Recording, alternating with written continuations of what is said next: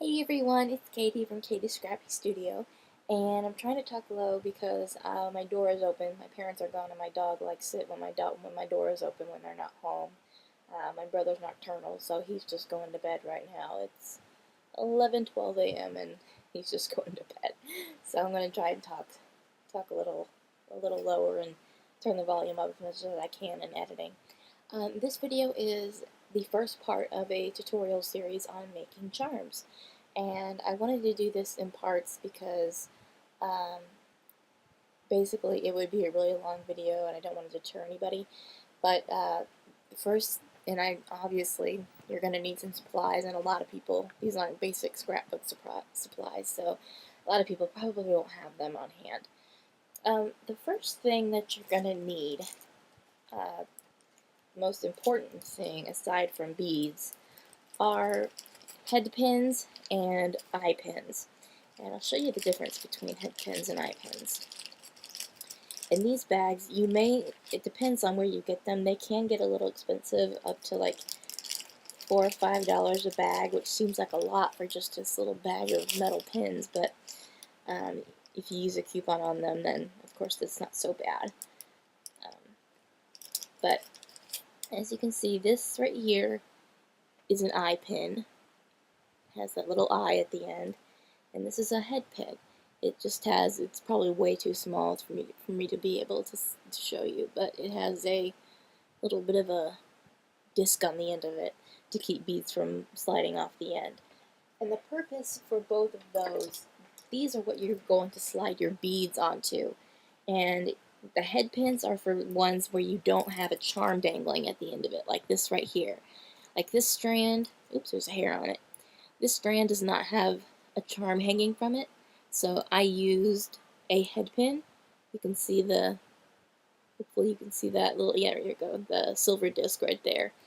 Now the eye pin, you use that when you have a place that you want to hang a charm from.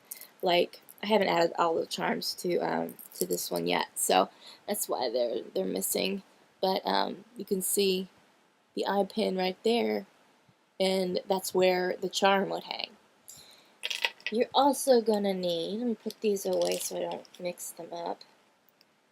The next thing that you'll need is a set of tools, and an easy thing to do is to just buy, I got this at Hobby Lobby, I think it was like $14 and I used a coupon on it, but you will need small pliers, and they're like jewelry pliers, they're in the jewelry section. And you do need these small ones, otherwise you're going to have a really hard time. It's going to be way too clumsy trying to do this with regular size tools. I like to have two of these flat nosed pliers, but you really only have to have one. I like having the second one so I can grip. It just depends. I didn't do that at first. Then you're also going to need these round nose pliers. They're like cones on the end, and these are important. Those are the two types of pliers that you really that are necessary for making these charms. And you're also going to need wire cutters. And for wire cutters, you don't have to buy jewelry wire cutters. You can do what I did and go and find a pair of pliers that has a place that cuts wires like this. Found this in my dad's stash and I kind of stole it. He doesn't do a whole lot of construction or anything like that anymore since he got hurt and got sick. So thankfully, I helped them a lot growing up. My mom did too. Since they've been married, helped a lot with home improvement projects, and so I know my way around a tool shed or a toolbox, I guess. I don't know the advanced stuff, but I know enough. Also, you're going to need something to attach your strands to. And what I usually use are these Tim Holtz. Shoot, I always forget what they're called right when I'm doing the video. They are, I'll think of it before I get too far into this. But it has a chain on it, and it has a clasp at the top, swivel clasp. That's what these are called, and they come in a box that looks like this. I've taken out all of the little pieces, but I think it comes with 6 big ones and 6 small ones, and this is a small one right here. I usually use the big ones, and these are what you use as a clasp. You can also use lanyard hooks as your clasp, or you can use lobster clasps. This is a giant lobster clasp, and you can find lobster clasps in the jewelry section.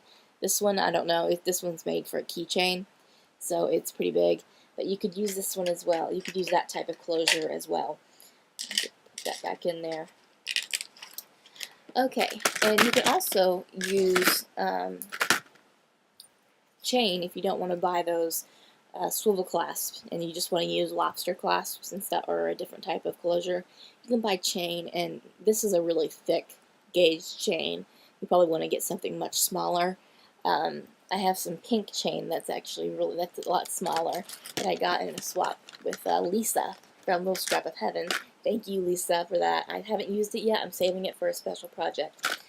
The next thing that you guys will need are beads. And this is, if you don't have a lot of beads, then this can be intimidating because you go there and you think, well, I want a good variety, but these are going to get really expensive really fast. Well, what I do, how I started out, is I got these glass bead cases from Michaels, and they are, I think they were $8, and I got 3 of them, and I used my coupon on each one, separate occasions. And they come in basically like a bluish color, and then they come in a red color and a green and a purple and an amethyst type color. And then they also have mixed bags of beads at the craft stores that you can buy. And the other thing that you need are your charms, for the single charms that you have to hang off the ends of your dangles right here. That sounded a little bit dirty, didn't it? Off the strands. So this is a treble clef charm. You can see the hook for the put it on there. And there's one other thing I forgot to mention that you need as far as supplies go, which is this whole video supplies. They're called jump rings, and you want to get the single jump rings. Do not get double jump rings. I do not know how to use those. I bought those on accident and had to take them back. But these are single O-rings, and they're not very expensive. They're like $2.99, and there's a ton of them in there. And so I use these. And if you're wondering what I meant by lanyard hook, this is what I call it, at least, a lanyard hook like that. And this is what I used on my very first charms. It just kind of opens like that. I don't know if you can even see that.